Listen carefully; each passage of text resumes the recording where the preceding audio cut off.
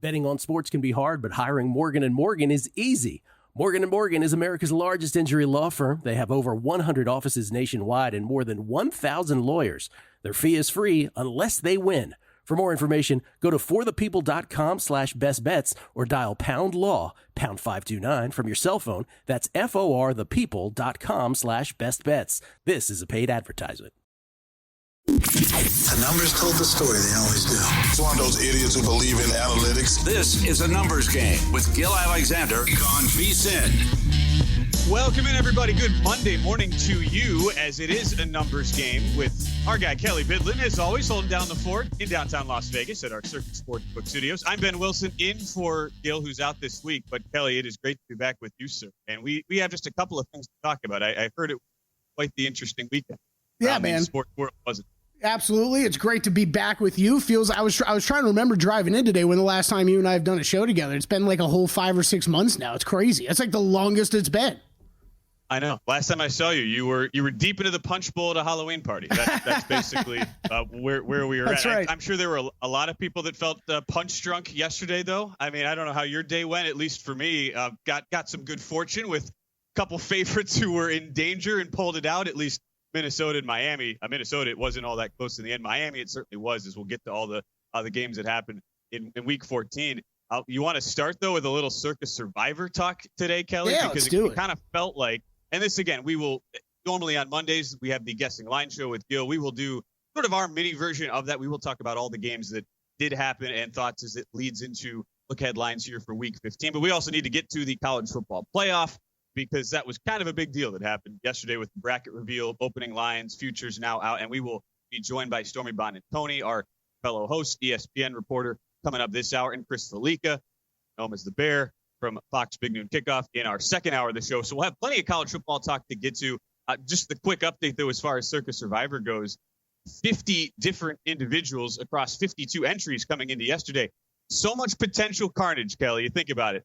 Philadelphia could have potentially gone down. And yet, at the end of the day, despite all these favorites who were at one point in some trouble, it was only one single entry on the Tennessee Titans who go down. And you can't help but feel for the individual who had his or her Survivor journey come to an end this late against the awful Jacksonville Jaguars. But we're down to 49 entries across, or 49 individuals across the 51 entries here, Kelly.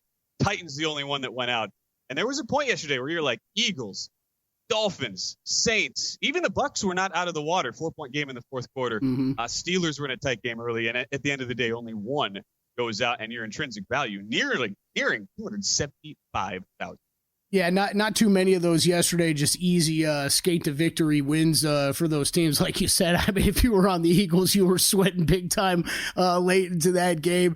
And the Titans, salute to whoever had the Titans. It ended up being one of my circa million selections too, Ben. But that was the grossest game on the board. You knew it ahead of time. It looked like it was going to be the grossest game all day. It pretty much was, and you lost. Sorry, that was you get this far in Survivor, sometimes you got to get involved in these games that you had no interest in getting involved in just a couple months back. You know what I thought was fascinating more than anything? We will never criticize, especially at this stage of the year, right? You've done better than 99.5% of the entrants, so you can do whatever you want. But I thought it was interesting, of the two entries that had two left, we had two of those people. One of them split it up. One Pittsburgh, one Tampa. Both of those get through. The other went both entries on Miami, and you went from, there was a stretch, Kelly. I had Miami at money line parlay, laid the 5.5, had them in the contest. I thought all my bets were dead late third quarter, and that was a interesting strategy simply because you were in such a plus EV position. You obviously had in that entry felt like I did, and I'm sure a lot of bettors did. Like that was there was a lot of conviction behind Miami at least winning the game outright. But man, you could have gone from one of the two people with just an awesome path and an awesome position to be in with 5 weeks left to all of a sudden completely out of the competition. And yet you're sucked back in from the depths of potentially being out. Miami somehow comes back to win. That to me was a huge swing as part of Survivor, since those two with 2 entries are still alive now. Yeah, absolutely. Yeah. Like you said, that was big. And yeah, Dolphins, I was right there with you, man. Moneyline parlays contest. I laid 6.5 early in the week, so that was a loser. But yeah, I don't know if we had really any business being into the end like we were. I tipped the cap to Rodgers and the Jets. I was not expecting that type of effort from that team. I really thought we were going to see a Jets team kind of lay down and accept that their playoff fate was over with. And they put up a fight yesterday. Aaron Rodgers, best game of the year, 27 for 39, 339 yards and a touchdown. He looked pretty impressive. I was impressed. The Jets just didn't go away easy in that one.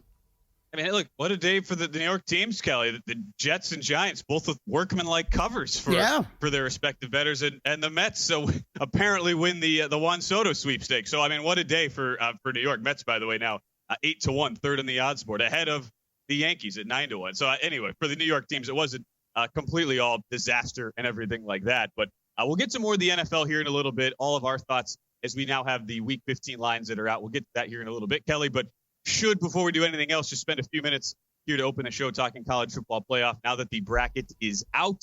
The big talk, at least in the betting space, as the week wore on last week, was a lot of these potential ARB opportunities. Could you play in those on both SMU and Alabama, since they were priced at big plus money? SMU around plus 280, Bama 3-1. Could you do something with that? And at the end of the day, this ended up being a situation where the loss for SMU that most people thought would knock them out, because in large part because of how close it was, they end up getting in over Alabama as a result. So if you were brave enough and you went out on a limb and kind of went against what the committee was saying, kind of a la like a political sort of campaign, Kelly, where you just did not take what the committee was saying at face value, you got there with Alabama tickets. But I know there were a lot of folks out there who had SMU to miss, and it was the worst possible result that would happen for them, which was close loss. They end up getting in over Alabama. Tide get knocked out. Yeah, I know a couple people. Gil had one too. I know, just a longer shot taken on Alabama. Just a lot of us, and I'll include myself, believing that there was no way they were going to be kept out. But I mean, I guess that's a good thing, Ben, with the way they had set up what the rankings were a week ago, right? At least you kind of followed suit with how that played out with how you had set up things last week. I don't know. This does, as a jaded Florida State grad, Ben, it does feel like this was some of the stuff at the back end of these rankings were a bit of a makeup from what happened last year. And let's make sure we get some teams in. We don't care if we leave out some of the bigger name programs from the SEC. That's kind of what it felt like to me. But hey, we've got 12 teams. It's going to be exciting to get this going just here in a couple weeks. Yeah, my biggest takeaway, especially on the betting angle, and I think a lot of what folks are looking into over these last few weeks were the futures and thinking about, okay, the way things were clearly lining up, the 5 seed was the seed to be in. And the 2 teams that everybody kind of thought would end up in the 5, either Penn State or Notre Dame, depending on the results, well, neither of those happened. And so there was a lot of folks looking, say, Notre Dame futures, who looking at my odds, how this fluctuated. Notre Dame was as short as 8-1 before last week. They don't even play. They do not get the 5 seed as you're watching the bracket. It's Notre Dame hosting Indiana. They slip now to 11-1. And then you get a team like Texas who loses in the SEC title game. By the way, if this game was it last year and it was a 14 playoff, probably a win and in game for the Texas Georgia. And you'd have Texas not in the 14 playoff. And yet, here they are, the short shot to win it all, despite being 4-1 last week. Now they're down to plus 350. So my thing is, if you're going to be betting these futures, we already saw how ridiculously convoluted and back and forth the seeding went by the committee. I don't know, if it's not as obvious, and if it's a situation like this next year where you have not one de facto obvious team to back and a path that is very, very murky. Even if you are, say, a 1 seed like Oregon, I don't know why you'd be getting involved in the futures market as a result of that, even if you could potentially pick off some good numbers, because the bracket dictates so much of this from a game-to-game betting perspective. Yeah, I think that makes a lot of sense. You're right. I mean, you're just looking. I mean, you don't have to know much about these teams to know that there's an easier path going to an Arizona State than going to a Georgia, right? That's going to be true pretty much in every single year that we talk about the college football playoffs. So it's a good point. I think, look, as we do new things in sports, whether it's the NBA Cup a year ago, whether it's this, you're going to learn some betting strategies throughout, as it might take a year or two, and it's always good to be ahead of those things. things if you can, but some of these things play out, like you said, and you kind of live and you learn. Any of these first round matchups stand out to you and some of the numbers that we're seeing on them? You got Indiana at Notre Dame. Notre Dame laying 7.5 and 50. These all from DraftKings here this morning. SMU at Penn State. Penn State laying 953.5 the total on that game. Tennessee at Ohio State. Ohio State laying 7.5, 47 the total. Clemson at Texas. Texas 11-point favorite, 51.5 the total on that game. Yeah, the two that stood out to me, Clemson, Texas, that total opened at 53. I still see behind you, Kelly, 52 at Circa. That is one, that under a situation where neither offense has been particularly explosive, and we have seen just how dominant this Texas defense has been. I know everyone will be looking at all the failures and opportunities missed by Texas to put the game away against Georgia when they had the opportunity to do so, but this is still the number one defense in yard per play allowed, one of the best sack rates in the country, even though they don't blitz all that often, still a top 6 sack team, do so much well on the defensive end.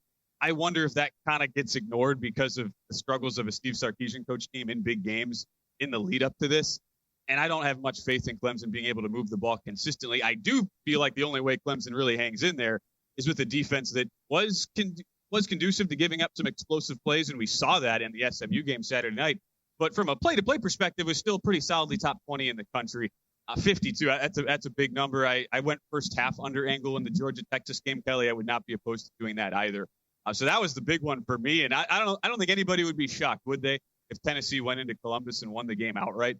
I just worry that might be, of these four, that would probably be your candidate for like square dog that just a lot of people talk themselves into because of what we saw last with Ohio State. That's the only thing worrying me on that one. Right. Well, Kelly and the Square Bears will agree with that, because that was the first one that jumped out to me, Ben. I was like, 7.5? That feels pretty hefty with Ohio State. So, I might be looking at that side too. No bets for me early. Just did you bet that under?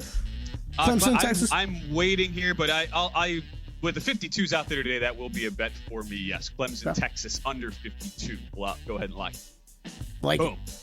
Let's do it. All right, we are underway here on a numbers game. Again, more to come in the college football playoff a little bit later with Stormy Bonantoni and Chris Felica. When we return, we'll start our dive into the Week 15 lines and look back at all the carnage that happened last week here on a numbers game.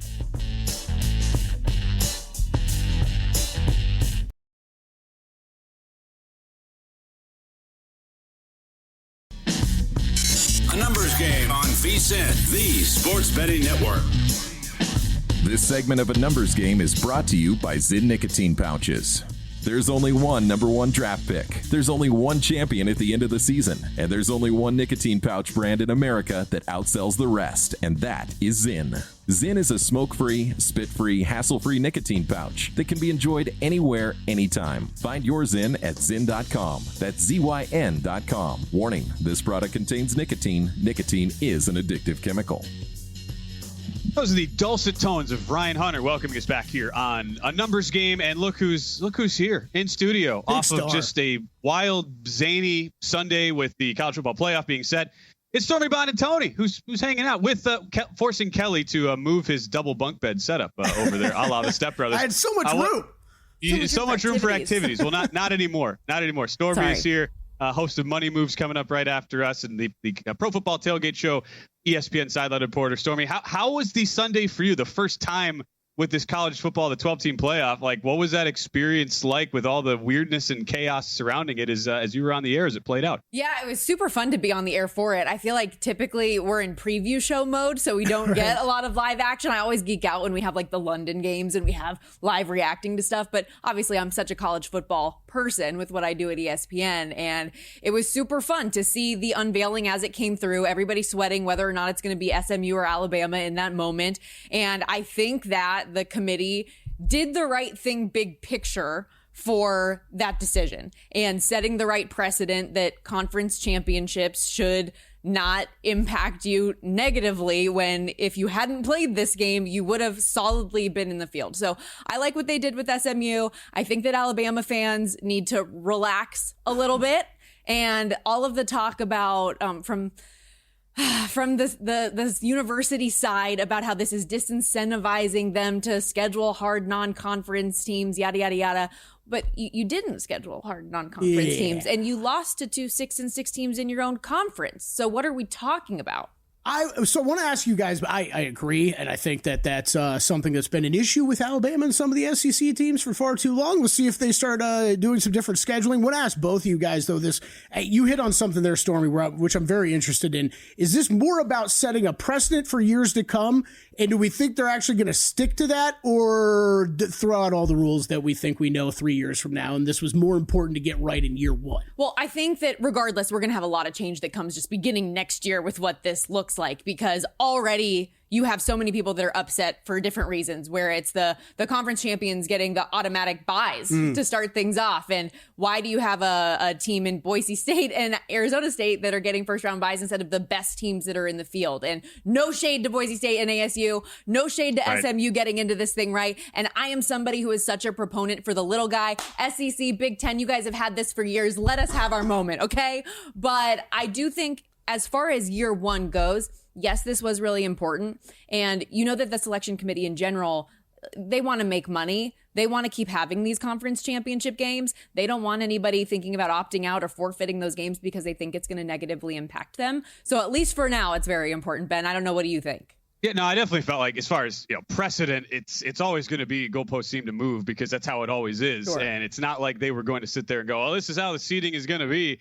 And more than anything, if you talk about precedent, I mean, the disaster would have been, like, let's say SMU, they don't make a comeback, they get blown out. I mean, it would have been way worse. Like if Alabama gets in, this 9-3 team that gets blown out at a bad Oklahoma team and still makes the playoff anyway.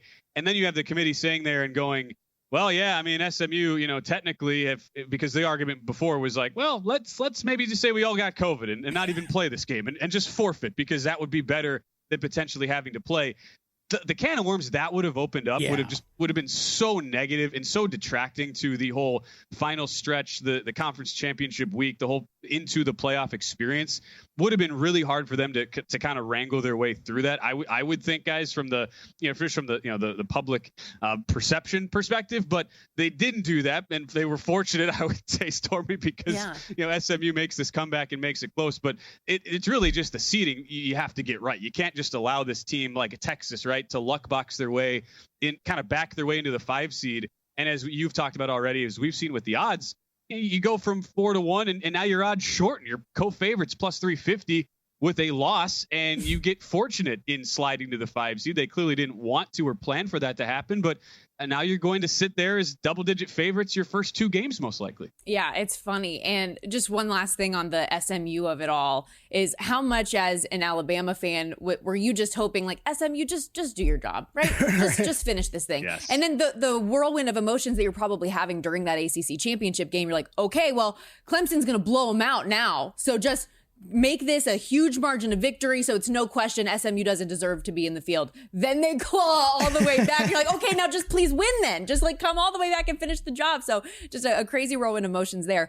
But as far as the bracket lays out in general, there are a couple spots here that I think are really interesting, most notably that your top seed in Oregon actually has a pretty tough road compared to the team that lost to them in Penn State. 100%. And looking at some of these odds now, the Texas the Texas spread, it's just funny. You look now at Texas laying 11 against Clemson. Clemson was 0-3 against top S&P plus top 20 teams, and most of 2 of the 3 games were complete blowouts. So you understand power rating wise why Texas is so high. I wonder, Stormy, on the SMU front, where they were the team most heavily talked about in the lead up, especially the past week here with the 12 team playoff being set.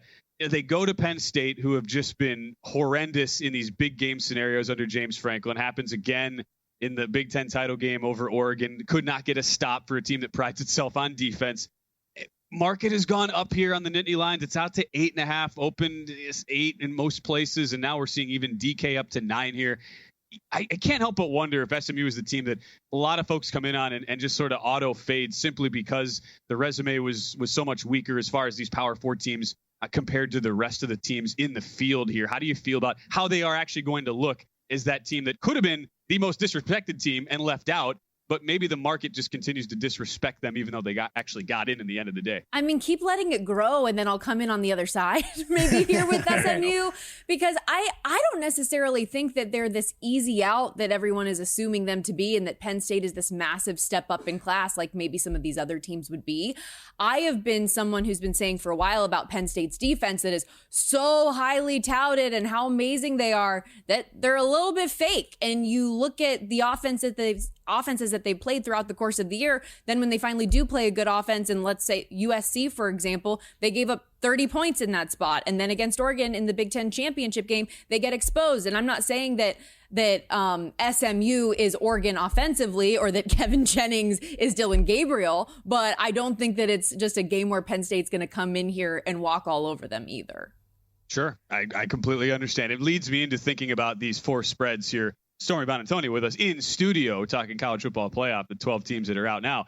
And the 4 games that we'll have December 20th to 21st, all line anywhere between 7.5 to 11.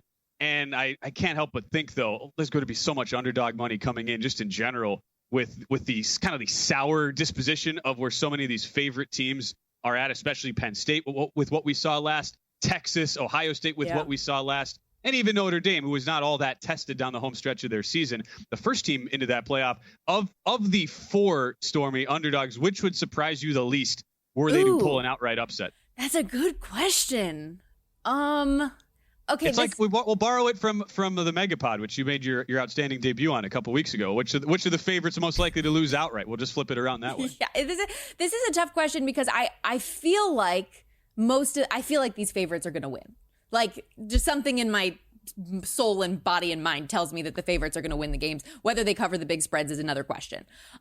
I'm kind of rooting. This is a terrible thing for me to say as somebody who grew up a Notre Dame fan. So God, Richard Buonantony, forgive me for raising me the way you did. But I kind of want to root for Indiana here. Wow. I know it's terrible. But I mean, the big question for both of these teams throughout the course of the year is, like, well, what have you done? You blew out all these teams, but who did you beat really? Right. And how good are you really? And I think that's going to be a fun test for both of these teams for us to see. And Notre Dame has had such an advantage of not having to play a conference championship game and being able to do what they do with their schedule as an independent. And I think that Indiana could be a fun team to root for in this spot. And they don't have to make a long road trip, just go down the way. That one's pretty quick. All right, fine. We got you for one more minute. This is pretty easy. Who's winning the whole thing? Now that we know who how the bracket's set up, the path these guys have to go, who's winning the whole thing, Stormy? The teams that I think have the best position to do so are Oregon and Georgia, and it's such low-hanging fruit, and it's so boring, but I've liked Oregon for weeks now, and as long as their defense doesn't play as bad as they did against Penn State, then I feel like they'll be in good shape. But I think Oregon is my pick to win it, and Georgia's my 2. And the fact that they're the 1 and 2 seed just makes me want to throw up that I said that out loud. So I'm sorry, guys. I'm so sorry. But what you say is so true. And at the end of the day, I mean, Georgia, the team they've had, the defense is so good. They just find ways to cover up for all the other work that they have on the squad there. Sorry about it, Tony. It is always a pleasure. We don't take this for granted, Stormy. We get to talk to you in studio. Thanks so much for hanging out with us, and we'll see you later today on Money Move. Thanks, buddy. Appreciate you. All right, we'll come back. Reset hour number 2 of a numbers game next. More NFL look-ahead lines into Week 15.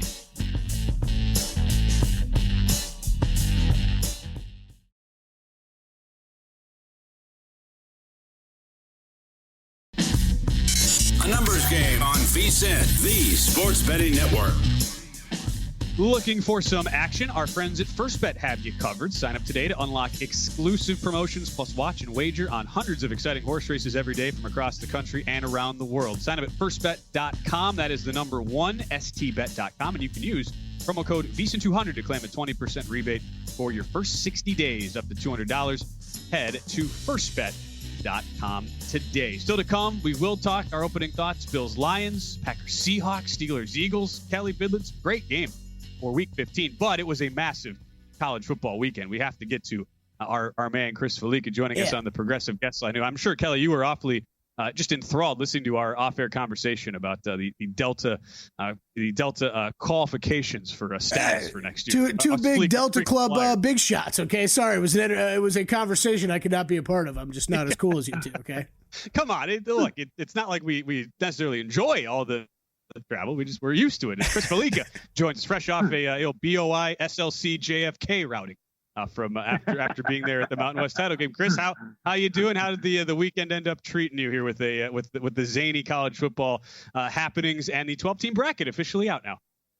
Yeah, it worked out pretty good from a wagering standpoint. I did not get my my Notre Dame to be the 5 seed bet home that I had made on Thursday that I discussed with Kelly and Gil, and I was a little surprised at some of the seedings there at Texas getting the 5. And I had my fears a couple of weeks ago that this committee wasn't necessarily doing a great job and did not instill a great deal of confidence. And I think those fears were kind of reaffirmed yesterday, not necessarily with the SMU versus Alabama versus Ole Miss versus Indiana type deal. I mean, they're all flawed teams, and I think you can make a very good case and a very likely case and a very probable case based on power ratings and projected numbers and efficiency ratings that Alabama and Ole Miss are better than SMU.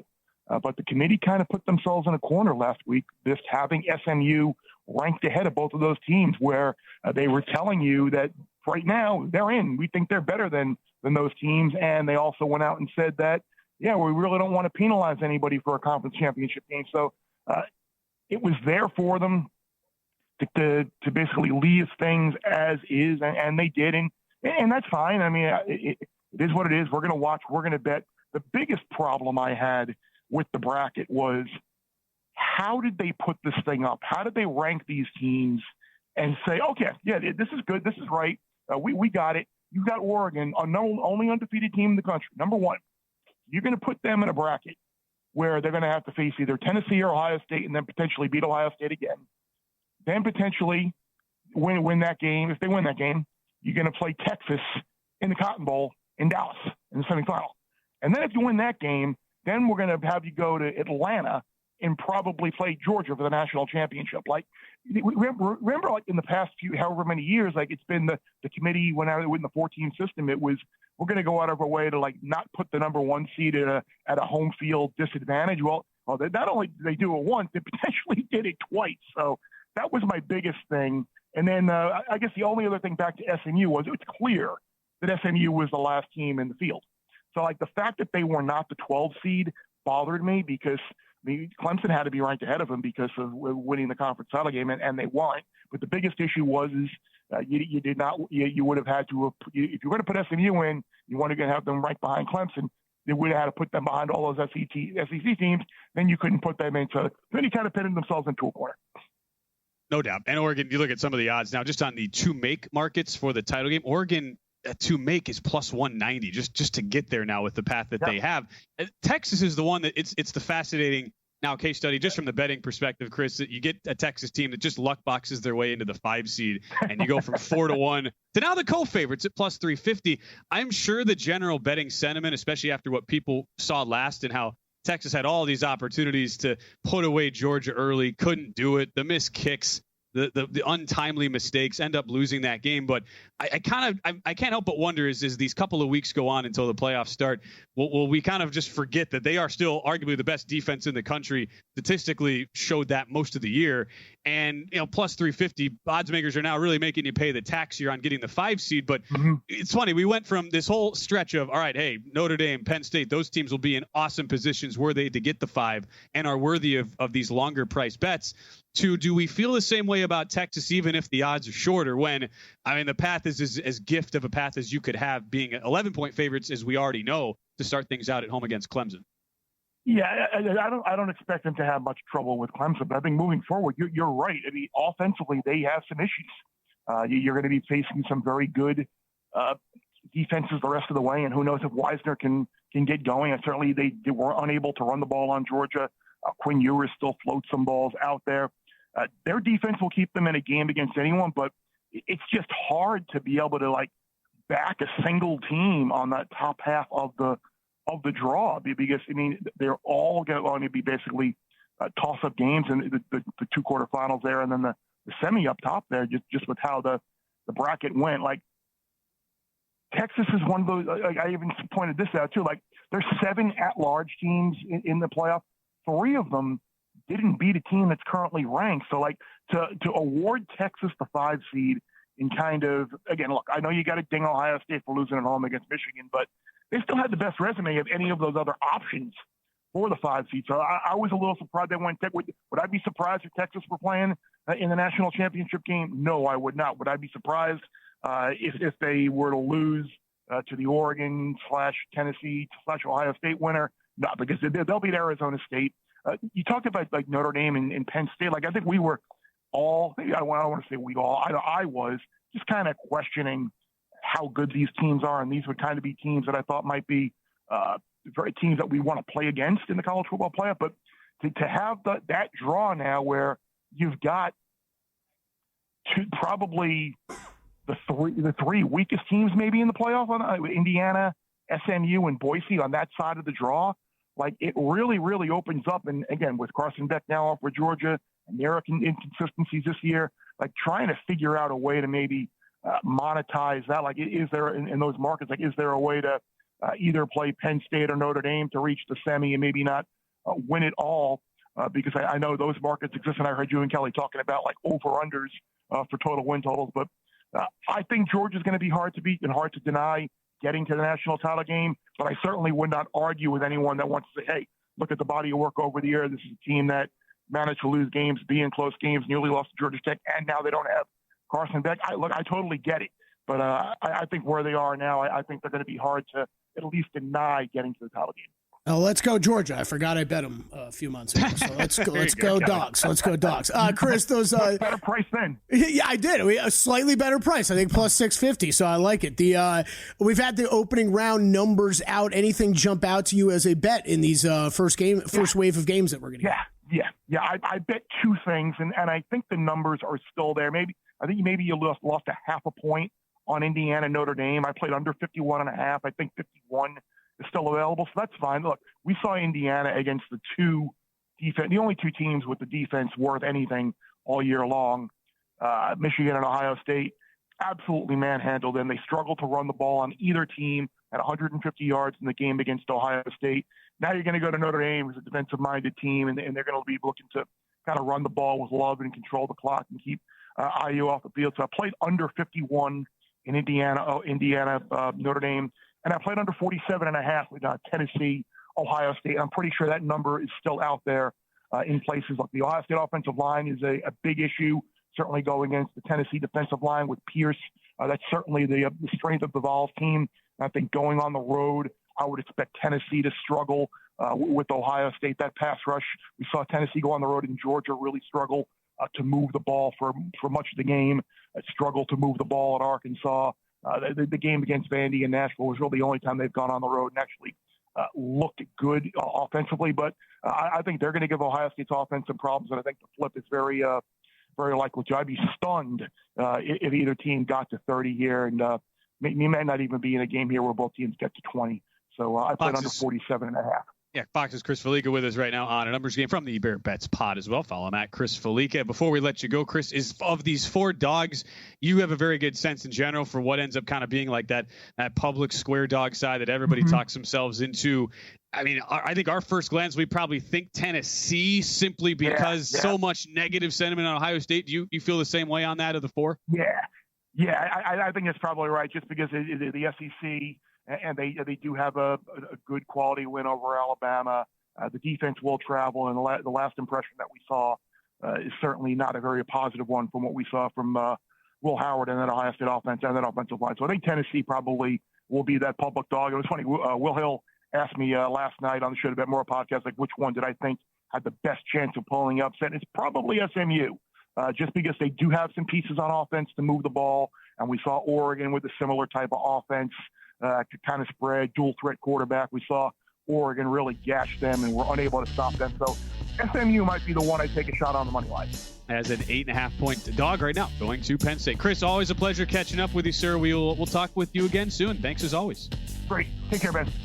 All right, we have one more segment still to get to. We thank Chris Felica for joining us on our Progressive Guest Line. Major NFL matchups. Get to our G-Bank Best Bets as well on the other side as we wrap up the Monday edition of A Numbers Game.